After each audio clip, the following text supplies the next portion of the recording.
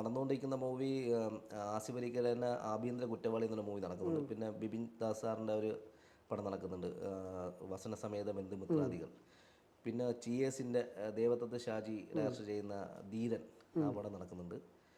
പിന്നെ പറഞ്ഞെങ്കിൽ ദുബായ് ഒരു പടം ചെയ്തു. ഇപ്പോൾ ഇതെല്ലാം കൺട്രോളിങ്ങിലാണ്. നമ്മൾ ഇത്രയും പടം ചെയ്യണമെങ്കിലും എല്ലായിടത്തും നമ്മുടെ കൈയെത്തുന്ന രീതിയിൽ കൺട്രോളിങ്ങിലാണ് പോകുന്നത്.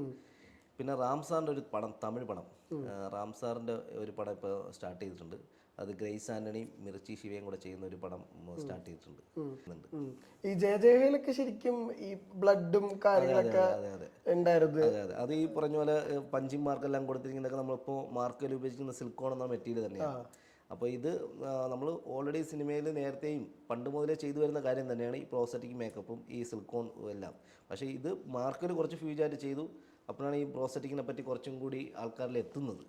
പണ്ട് മുതലേ ഈ നമ്മുടെ എൻ്റെ ആശാൻ PN മണി സാറ് മുതലേ ഇത് ചെയ്തു വരുന്ന കാര്യങ്ങൾ തന്നെയാണ്.